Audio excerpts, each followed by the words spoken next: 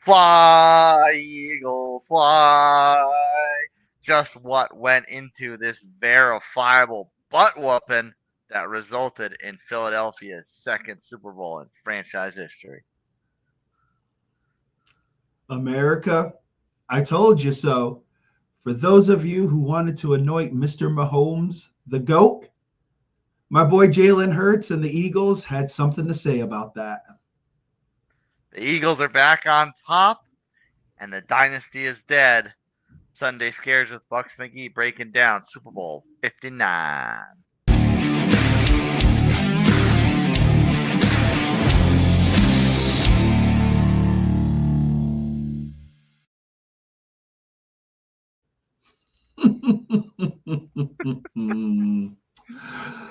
For those of you who thought this game was going to be some defensive struggle and, you know, the GOAT Mahomes was going to pull this out, oh, wrong. Nutmeg. The whooping was delivered. The GOAT talk has been put to rest, and the dynasty is dead.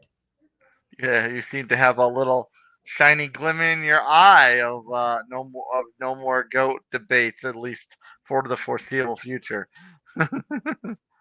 For Immediate 18 weeks, future, maybe immediate future, I should say. for 18 weeks plus the playoffs, all I needed was one team to deliver the blow. And it was Philadelphia. Amen. I was expecting you to jump out in some kind of not solace or some sonnet, some kind of sonnet. The little poetic side of Bucks McGee appear. Oh no, there was a lot of that last night. I just don't remember it. Unfortunately, I don't remember it. Don't remember a lot of things except the final score and the dominance that the Philadelphia Eagles showed America. That is true. A Philadelphia victory had you have living pretty high on a party, living vicariously through the Eagles, and now you're refreshed on some high quality H2O. If that's what you're calling what's in these cans, I'm still partying. But you know what? I'm focused. I'm alive. That's why Monday needs to be a national holiday.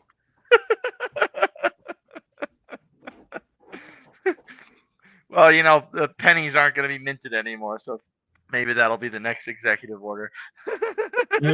Baby steps, baby steps. We'll get there. We'll get there.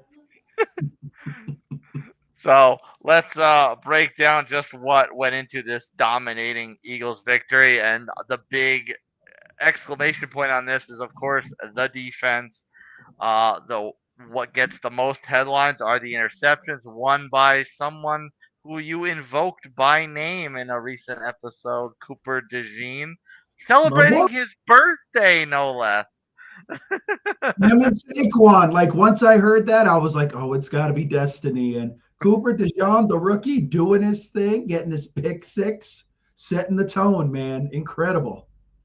And setting the tone indeed, because at the time it was only 10-0. Now, I mean, the physical tone of the game was already being employed a little bit, but 10-0 obviously is not anything to rest your laurels on. So that pick six really kind of started the beginning of the separation.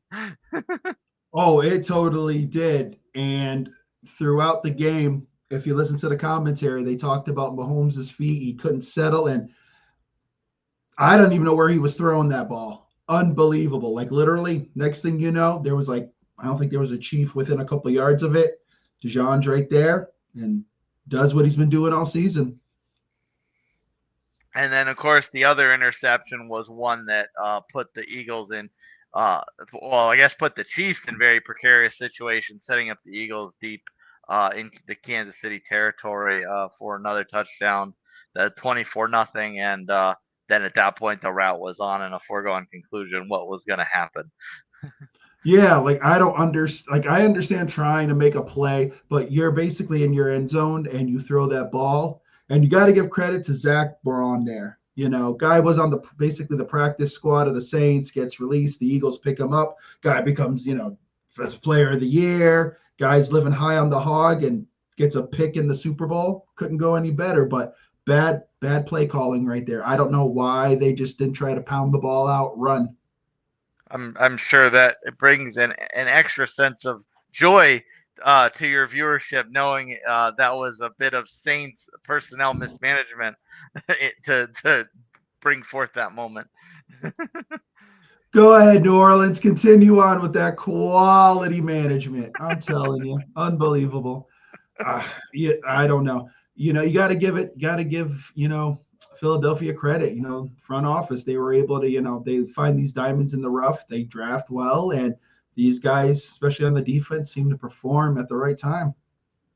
A statistic I caught in one of the post game coverages was that the Eagles now have amassed 13 takeaways this postseason, which of course led the all postseason participants, but that's quite a bit for 4 games.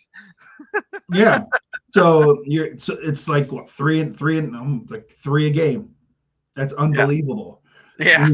That's crazy. But this defense is young, they're fast, and we talked about it in prior shows. I said it. I said that front is unbelievable, and that was going to be the key to this game. And that front was nonstop. Those guys looked like they were battling each other to see who could get to Mahomes. Speaking of that front, one might say we forecasted this as far as bringing the house against them, and they totaled 6 sacks by the end of the game, which, ironically enough, although it didn't feel like it, is actually more than your Bucks totaled against Mahomes the first time Mahomes felt defeat in the Super Bowl. So, just I guess similar in the sense of Brady's Super Bowls against the Giants, maybe not so much against the Eagles that time around, but against the Giants where Brady was bested because the Giants just brought a lot of heat. Mahomes has been bested based on first Tampa and now Philadelphia's ability to just be relentless throwing bodies at him.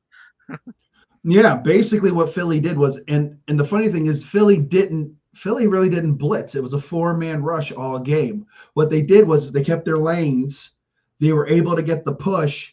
Now the problem was in the against Tampa, Mahomes just rolled out. He was constantly running, rolling out, throwing passes.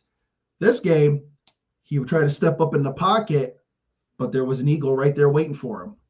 So he might have been better served trying to roll out. Maybe he couldn't. Maybe, maybe there's a little something with his ankles or something we don't know about. But he would try to step up to make the throw. And unfortunately, those guys were just crashing consistently. It was an incredible display. Which would imply the strength of Philadelphia's defensive line is just that the fact that they can strictly overpower an offensive line if a quarterback can't step over the pocket because they've got these massive human beings pushed down on them. Yeah, and they were smart. They kept their lanes because everybody knows if you try to cut in, you give Mahomes that ability to come out of the pocket and roll around, he's going to get that 10, 15-yard scramble. They stayed in their lanes, and they were able to occupy enough space that the secondary, young and quick, they were able to stick with those receivers, and Mahomes had nowhere to go. Now, as much as it would have really brought joy to my heart to see a defensive player win MVP, Jalen Hurts had potentially a game that you really couldn't ignore. Three total touchdowns contributed, 2 through the air, 1 on the ground. Because of course he gets a tush push in. Why wouldn't he? Got it. You have to have one a game. It's a guarantee. It's like a bingo card. It's an automatic. It's like the circle. It's like the circle in the middle of the card, a free square. It's automatic. Free space tush push. Maybe someday, by the time we're in a retirement home, we can rebrand. We can start the petition to rebrand the free space as tush push. Just call it tush push. Actually, I'd really just like to see it called QB sneak again. Tush push is a little too cutesy. That's like my old man on the lawn argument. One day maybe, but until then, we'll live with the tush push. Yeah. But it's interesting, and maybe just blame fuzzy memory or forgetfulness and a lot of football over the last couple of years. But or having to pay attention to a lot more football than usual the last couple of years. But he actually had a very successful game in that first Super Bowl that they had lost to Kansas City. Mhm.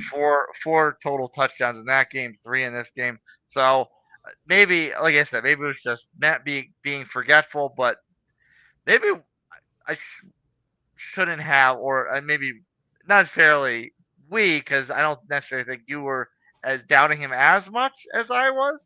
Maybe I shouldn't have doubted him as much in the Super Bowl because of his previous performance there. Here's the thing, and if you really look back on it, and we talked about it early in the season, we were like, what the heck here? Can the guy not throw the ball? Because I think we, especially in the last probably 10 years, the league has become such a pass happy thing. You got to pass, you got to pass. If your quarterback's not throwing for like 4,200, 40 touchdowns and such like that, then you think he's not a good quarterback. We've become so enamored with those stats. With the Eagles this year, they didn't need it. They picked up Saquon, and Saquon became the centerpiece of that offense. For me, I was worried. I'm like, okay, they're going to run this guy into the ground. He gets injured, and then that's it. The Eagles season's over. Then it becomes, okay, Jalen's got to throw the ball. They lucked out. Health was on their side. And when in this game, everybody knew that the Chiefs were going to key in on Saquon. Absolute fact. You watch this game, Saquon really didn't run. Didn't run, maybe average, 3.5 yards, maybe. I But mean, all-purpose yards, he didn't even hit 100. But the idea of Saquon was enough that the Eagles, for some reason, I mean, the Chiefs, for some reason, just focused on him in the run game. He had that nice bobble catch there in the game. But at that point, it opened it up for Jalen. Jalen can pass the ball. We've talked about he can throw the deep ball, and he showed it last night. He's got touch. I think at this point now you have, and I heard this all day today, watching shows and such. Is he elite? Can you get, is he just really good or is he elite? I think you have to give him the elite tag. He doesn't have to throw unless he needs to. And that shouldn't be a knock against him. If you've got someone like Saquon behind you, hey, whatever, man, get your yards. I'll dissect the defense when I have to. If I don't have to, then I'm fresh and I'm ready for the playoffs.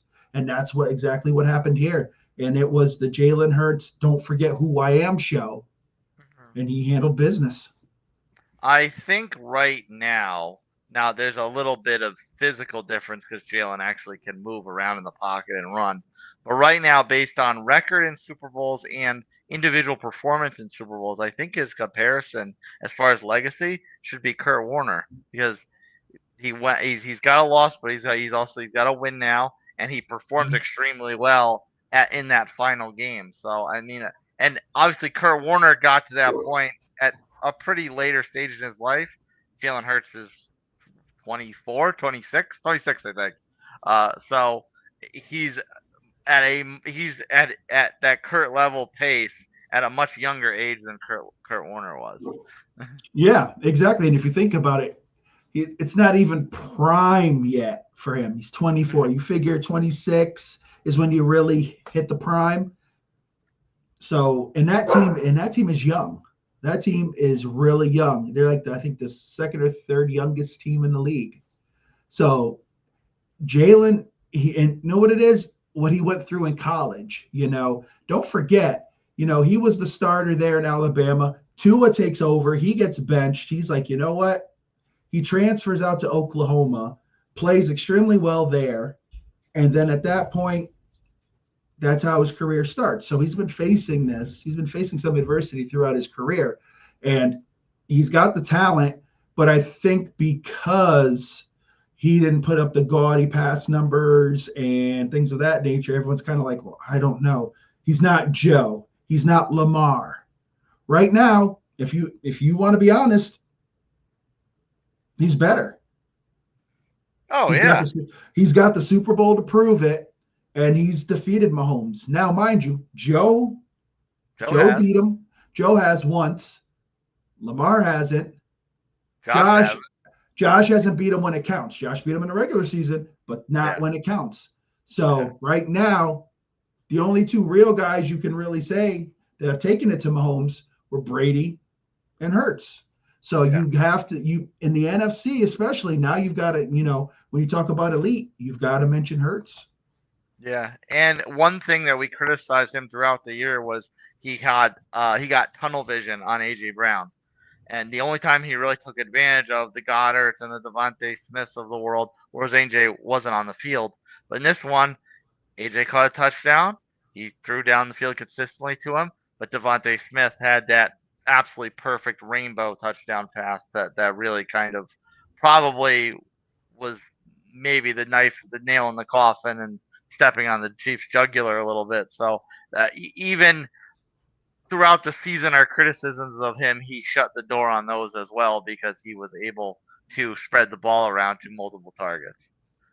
Yeah, I think when it comes to AJ is he's the diva receiver. Let's be honest, because don't forget, if you watched that game last night, there was that point when AJ came off the field and he was barking at Sirianni, and the next thing you know, that next series is when AJ catches the touchdown. You know, I think what it is AJ wants to win, and he's a wide receiver. Wide receivers all believe you get them the ball, they're going to make things happen. Hurts is a guy who's like, you know what, I'll get you the ball when it's time. He's very even keeled. He's like, we're gonna run the offense, and you're gonna get your chances, but I'm not gonna force it to you because that's what teams look for. They're like, oh, he's gonna go to AJ. He's gonna go to AJ. You know, you freaking got Smith, who's he's like a silent assassin. He may not have the stats, but he shows up when it's big. Goddard's solid. Like these weapons, these guys are good, and when they're called upon, they show up. So I think it's just another way that I think it shows the maturity of Hurts. He's able to handle these egos and say, "Hey guys, this is what we need to do. Let's get it done." And just to touch quickly on something you already brought up as far as the Saquon effect, not necessarily the Saquon production, because he was held to under 100 yards all purpose, which is something Mm-hmm. that people just have not done this year with Saquon Mm-hmm. Barkley. Uh, and I guess from the Chiefs' perspective, I guess they did their job. They bottled up Barkley, but they just could not do both. They could not handle him and Hurts. No, I think the Chiefs' plan was we're going to stop Saquon, and they didn't believe that Hurts could do the job. And Hurts said, "Okay, we're just lit." Because if you look at some of those Saquon runs, it's like he almost just ran up in the middle and was like, "Okay, if something happens, something happens," because I know what we've got in the back pocket. Mm-hmm. And Jalen just said, "Okay," because Jalen had 3 runs of over 15 yards. Jalen's like, "Okay, I'll run. I'll show you." Their defense seemed like the Chiefs' defense just seemed to have such tunnel vision on Saquon that Hurts was like, "All right, then I'm going to show you what I can do," and that was it. Plus, it didn't help that your quarterback there, the coughs up the ball and just puts you in bad positions. It was Yeah. just, it just, it seemed like the Eagles were hungrier and Eagles wanted it more, and the Chiefs were kind of like maybe they believed the hype that they were destined to win the 3 because this whole week that's what it's all been. They're going to win the 3. They need to win the 3. Blah blah blah. It almost seemed like it was a foregone conclusion to so many people. And I think the Chiefs have gotten to the point where the success has been so consistent that, oh, we walk on the field, people are going to bend to our will. And the Eagles were like, yeah, hell no, we're not doing this today. Hurts actually led the team in rushing, more rushing yards. Barkley got most of his scrimmage yards off the pass, and he didn't break many, so it was really just like dump offs and a little out rally, 10 yards here, 12 yards there, sort of thing. Um, but Hurts, that I saw another interesting statistic that said he's the first quarterback in Super Bowl history to lead the team in passing and rushing in 2 games, in 2 Super Bowls. So If you look at his stats are good. Like if you look at them, and the thing is, I think, and we've talked about it. We're kind of like, all right, well, nothing has been eye popping from him, but if you look at his Super Bowl stats, man, they're good. and it's funny how it's funny when you mention the chief strategy was to just take out Barkley and just let they weren't confident that Hurts could beat them. But the fact that they had already played him in a Super Bowl and he had performed, it almost maybe it's like uh, I don't necessarily want to say false confidence, but maybe even ignorant to the point of ignorance. Uh, Yeah. that could have been their strategy. No, that's what I think it is. I think the Chiefs were overconfident. I think they're like, okay, well, we got Patty Mahomes. We're going to be good. Don't worry about it. People, we're destined to win the three. We're going to do it. And that's it. They didn't have the hunger. I don't think they had the hunger. And we talked about this throughout the season. Sooner or later, winning these close one score, last minute games was going to bite them. They never, and I'm not telling you to blow people out, but they never had real definitive wins, like from beginning to end, where you were like, oh, they're going to win this game. They didn't have that. And let's be honest, if you look at their season compared to the Eagles had a rougher season. I think they played more quality talent. I think the NFC, and a couple years ago it was like, oh, the AFC is up here and the NFC is down here. The NFC is crap, Now a couple years later, you look at it, the NFC has a load of talent. Yes, the AFC has the big name quarterbacks. There's no doubt about it. They've got the Fantastic Four, if you want to call it that. I heard that term today. The Fantastic Four. Mahomes, Lamar, Josh Allen, Joe, and Josh, right? Those are the guys. But you look at the NFC, those teams seem to be, as a whole, more cohesive. Yeah, and I think to that point it may have fallen under the radar because the defenses, aside from Philadelphia, the NFC defenses did not look very impressive in the postseason. So I think maybe it kind of distracted people a little bit of how impressive Philadelphia's run really was because they weren't going through stout defenses on the run up too. Exactly. They had challenges. A lot of their challenges were internal. There were, the AJ issues. Don't forget, they were 2-2, and people were calling for Sirianni to get fired. Mm-hmm. So it was like, oh man, the Eagles are going to fall apart. So and we all, and me and you, we anointed the Lions. Yep. The Lions were up here all season, and everybody else was here. Yeah, far drop off between one and everyone else. And then the last quarter of the season, all of a sudden the injuries and such started to hit Detroit. And then here were the Eagles, just like, we'll bide our time. And the next thing you know, they took over. And here you are. Yeah, they were hanging around, and Minnesota sputtered out, and yeah, exactly. We were looking for any other team, and the Eagles said, "Okay, don't believe in us. We're going to show you." And once the playoffs happened, they caught fire. That defense became unbelievable. Vic Fangio, you got to give him credit. That guy took that defense to another level, and here we are. So that leadership and stability to get through a somewhat tumultuous season is often credited to the head coach. So you touched on that a moment ago. This is a man in Nick Sirianni that maybe this is just the consequence of being in Philadelphia, but people wanted his head not that many weeks ago, and we had multiple shows this season where we're like, "Oh, is he on the hot seat? Is next year the hot seat for him?" That sort of thing. And now, not only does he have a Super Bowl, but I saw a statistic that he has the second most wins through 4 seasons, behind, if I'm not mistaken, Bill Walsh. Yeah, when your head coach is yelling at fans and things of that nature, you're like, okay, this guy just can't. This guy doesn't get it. He's immature. He can't handle this. Those guys believe in him. At the end of the day, as long as the 53 guys in that locker room believe in your head coach and they're winning games, you let it happen. And you have to give Eagles ownership a lot of credit for letting it happen. After, like I said, he was 2-2. People were calling for his head. They said, nope, we're going to stay the course and see what happens. There were the issues with Hurts and Sirianni. Maybe they weren't on the same page. Dealing AJ, AJ's talking his mumbo jumbo. He's sitting, during the playoffs reading a book. People are like, oh, he's not interested. Sirianni's let the inmates run the asylum. Blah blah blah. These guys love Sirianni, and they're going to play for him. And I think this game proved it. So at this point, Sirianni gets carte blanche and can basically do whatever he wants. He owns Philadelphia now. Oh yeah. And, and so ownership's going to say, you know what? You got us the Super Bowl. We're going to ride with you. And as long as this team is competitive, and I think they will be for a while, he's going to run it his way. And so far, it's gotten results. Am I justified in feeling a little bit of partial ownership since his previous job was with the Colts organization? See that? Imagine if you guys kept him. Yeah.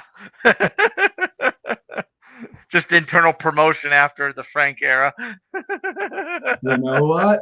You sit back and you're like, what if? It's one of those great what if questions. Yeah. If we just got rid of Frank a year soon. Anyway. So yeah, definitely. Oh, wait a minute, real quick.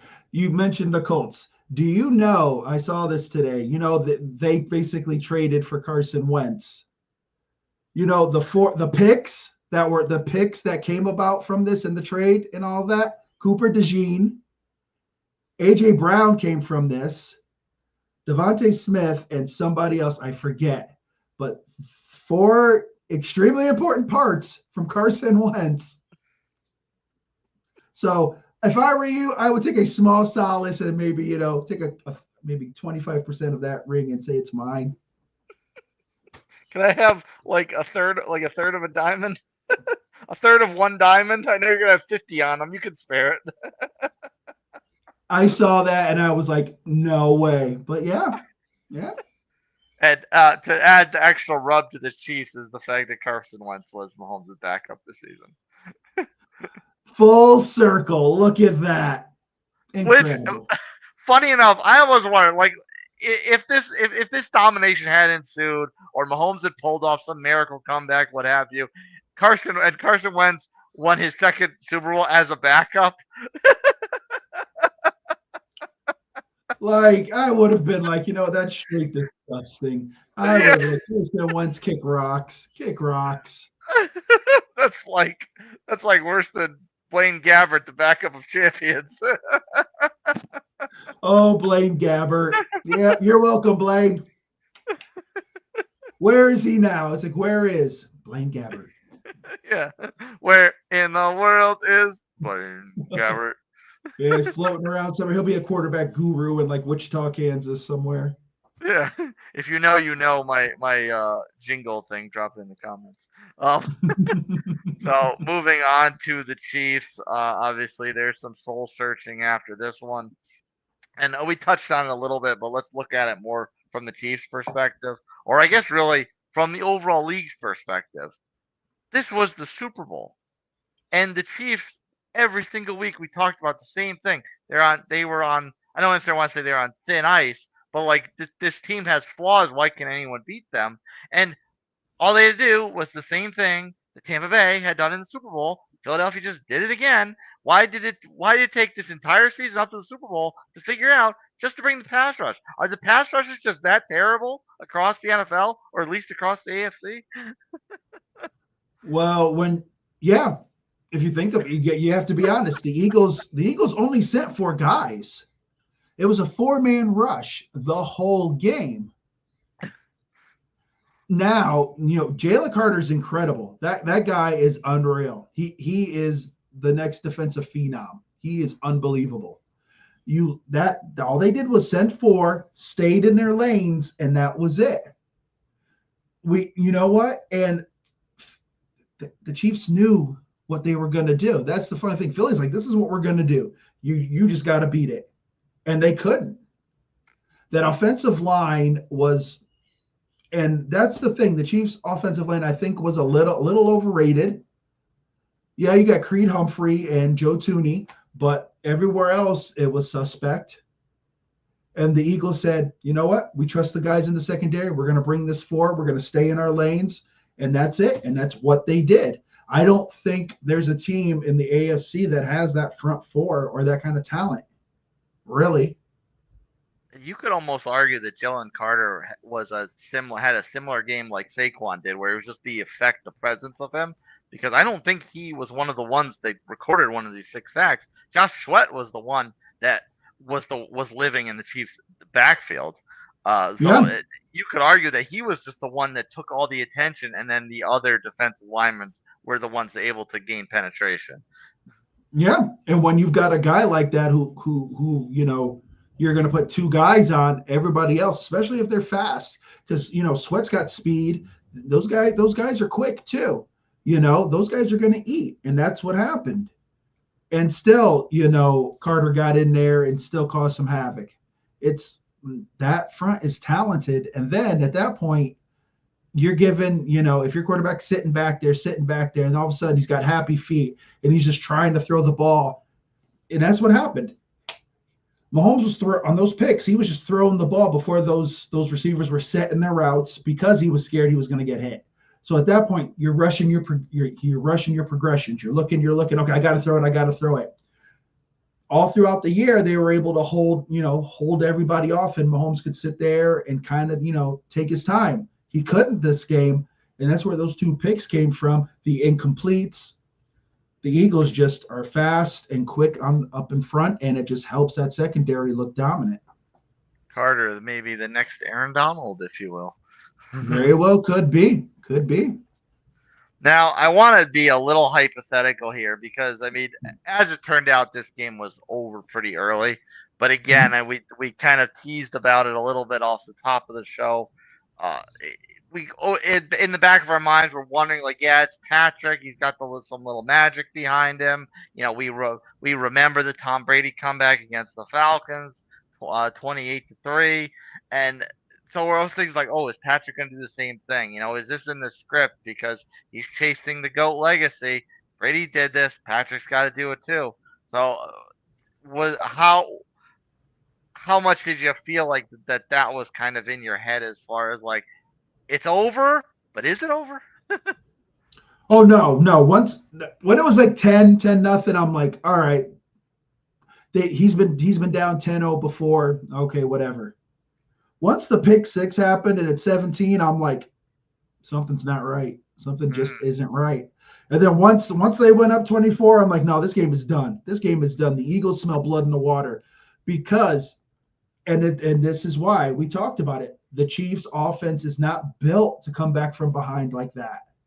Okay, 10 points, they probably could, but they were down 24 points. Literally, you didn't hear Xavier Worthy till the end of the game, really. Like, if you look at Mahomes' stats, those are garbage stats. Yeah. Because it's all stuff, after the game was pretty much decided. No, he didn't even clear 100 yards until that first big play to Worthy. He was under 100 yards until then. That was what, halfway through the third quarter? Yeah, exactly. So once it hit 17, I'm like, the whole 28-3 thing didn't pop in my head because I'm like, no, I don't. This team is not built that way. And then once they went up 24-0, I'm like, this game is done. There's no way the Eagles are giving this up. No way. And you saw what happened. Travis Kelce was non-existent. Four catches for 39 yards, dropped some passes. D-Hop, non-existent. These were the guys that were supposed to be, the pieces that were going to, put them over the top, with D-Hop. And nothing. Like, Travis Kelce looked like a shell of his former self and looked like he should just retire. He looked horrible. He didn't even get a catch until well into the second half. And everyone's like, oh, Travis Kelce, blah, blah, blah, blah, blah. Yeah, he absolutely screwed the pooch. And honestly, if you were to tell me 3 weeks from now, he, calls some press conference and says, you know what? I don't have it anymore. I'm hanging it up. It wouldn't surprise me. They need to retool that team. They just they were not built to come back from behind, especially with that Philly pass rush. Well, as far as rebuilding and figuring out what their new identity is, I mean, this is something that we've wondered for much of the season. Like, who are the next options here? Who's the most reliable options? And so, I mean, I guess if there's any silver lining, I mean, it was garbage time. The Eagles at that point, they were still scoring, so they could, fall back a little bit. They didn't need to be as aggressive.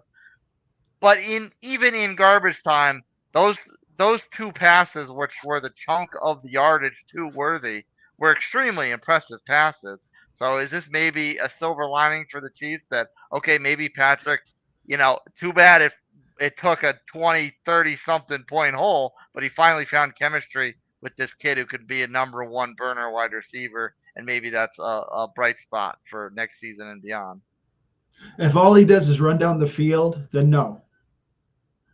Let's be honest. If this offense stays the way it is, and what surprised me too is like, where was Pachenko during all this? Like Where was seriously, Kareem Hunt wasn't there either.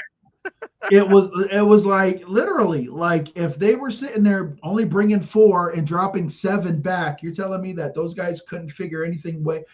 Andy Reid, the great offensive coach, couldn't figure out anything out of his big bag of tricks. Those stupid triple end arounds and all that other junk they run during the season. Where was that? Really? But I digress. So yes, he has the 2 passes to Worthy.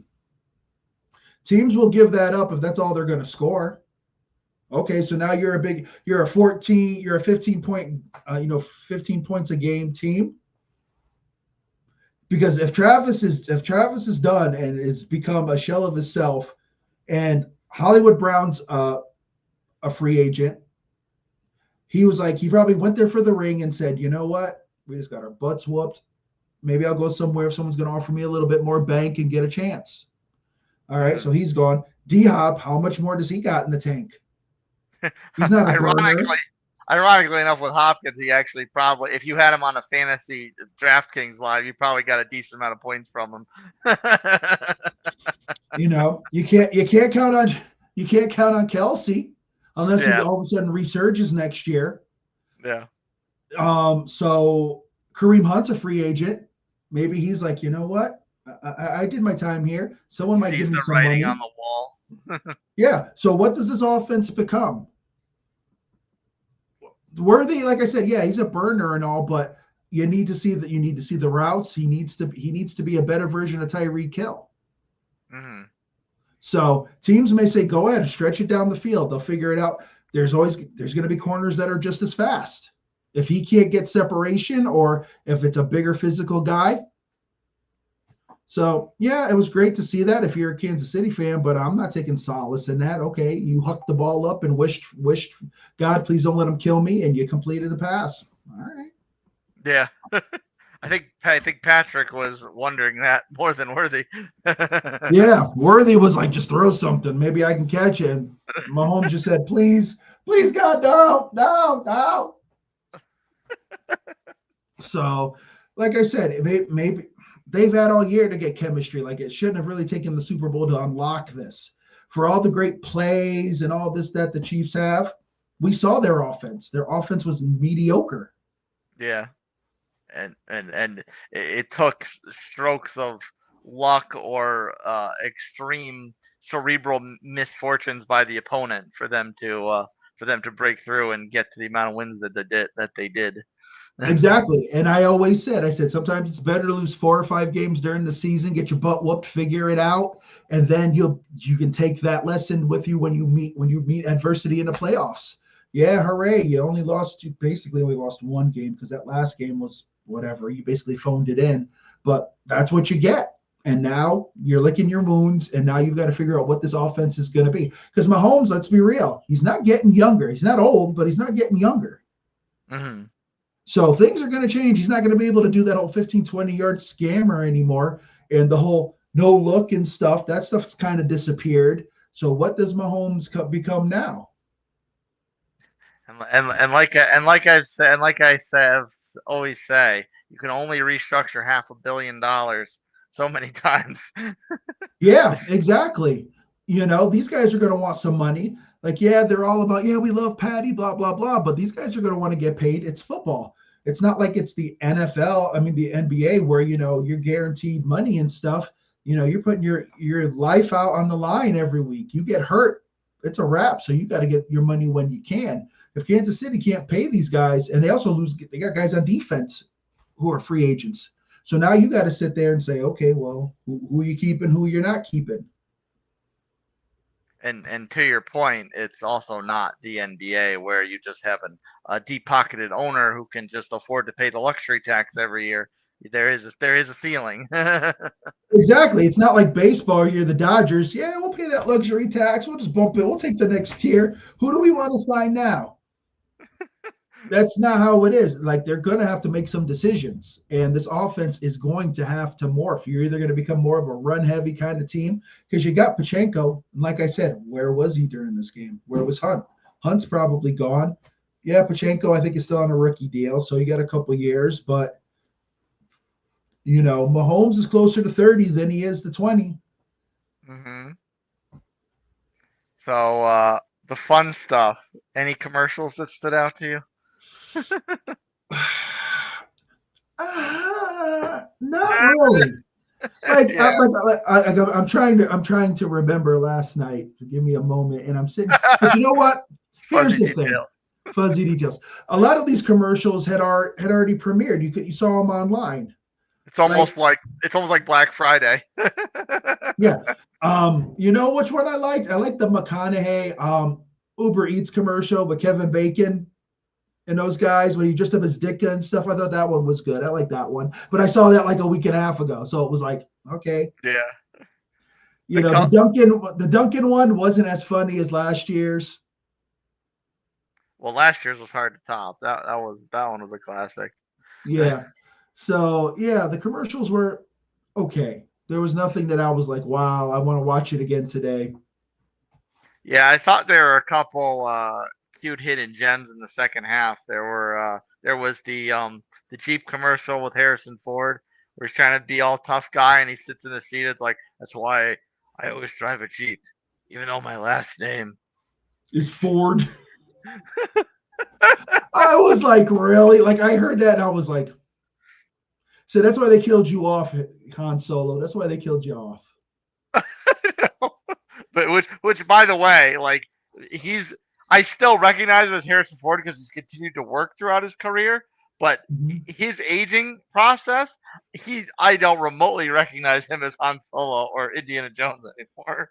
No, like you have to look at his face and you're like, oh yeah, that was Han Solo or Indiana Jones. Now you're just like, dang, that's depressing. And You then know, the other one, the second half I found cute was the Matt Damon and David Beckham having the Stella. It's like, oh, you drink Stella? It's like, yes, David, because I have class. yeah, and I'm like, yeah, dude. Last year you were a Dunkin' commercial, but okay. Yeah, and he You know says, what? it's No, like, go how ahead. famous are you? It's like, are you Matt Damon famous? I don't know, maybe Ben Affleck famous. And he goes like, all right. I can't remember what he said at the end. He said something. He said something like "poo poo away." You know what I was also disappointed in? Like, you know how they do like just before the game, they do like the hype for the game, and it's always like a star, and like usually what it would be like. I remember like during like the Patriots heyday, like they would like introduce the players and stuff, and it had like a theme. Like Ving Rhames did it that year, and it was almost like a cowboy kind of theme, and you were getting Hmm. like hyped up for it. Tom Cruise looked like he had a hairpiece and looked horrible. I think Tom Cruise does have a hairpiece. Like it was like this big puffy mess, and like you could tell the work was done wrong.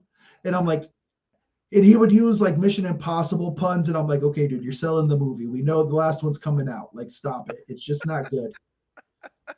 I'm like, nice. So what you're telling me is this game's gonna suck, and I got to worry about Tom Cruise. Great, here we go. The other topic that's lighting people up is the halftime show. So, sir, did Kendrick sell this? Because let me preface by saying I like rap and hip hop as much as the next guy, but I don't think the genre translate well to a performance like that. I don't think it translates well to a halftime show. Here's exactly like literally, it's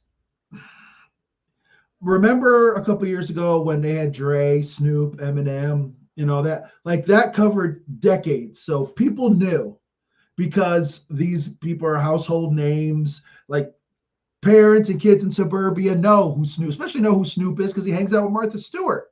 So it's one of these things where like the parents know who Dre is, they grew up with them. So Eminem, okay, so there's this connection. Unfortunately, most of suburban American parents don't know who Kendrick Lamar is. I just don't think they do.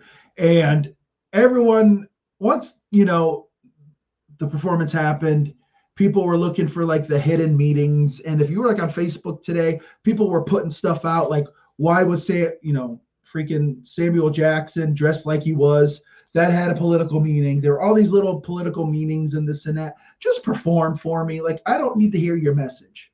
Like, I know everyone's got a message and I'm cool with that, but it's the Super Bowl, man. We're there to celebrate football. Let's keep that stuff out of it. If you want to, put on a concert on TV and do your thing, then fine. But it's the Super Bowl. So people were like, what the heck is this? And then to see Serena Williams do her crypt walk because they were digging at Drake because Drake did her wrong while they dated. I don't care. I don't care. I didn't even know that. I didn't know she dated Drake. Yeah, see, there you go, man. See? See? It's like, come on, man. No one cares. Like, let it go. Let it move on. I just want to watch a halftime show where it's fun. If there's some music, all right, cool. If this is what it's gonna be, just I don't know, play Lawrence Welk for a half an hour, for 15 minutes or something, or let me hear some analysts. Because I'm done with it. I don't need all the extras here. Yeah. Well, Bucks McGee, I guess Sunday Scaries took a little bit of a Manic Monday approach for this final episode, sir. We are at the finish line of this 2024-2025 season. How does it feel? One more time for this season, capped by the death of the Chiefs dynasty. Oh, to the Eagles. Fly, Eagles, fly. Take us off air. Wow. It's crazy, man. We always talk about this. Like, it feels like the season's forever, but then next thing you know, we're here and sitting here in February. It's been an incredible season. Lots of highs, lots of lows.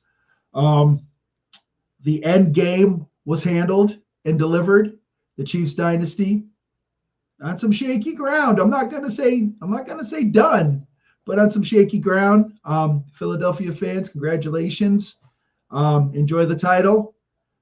Next year is going to be quite interesting. The offseason alone, I think, is going to be electric. There's going to be some fun stuff.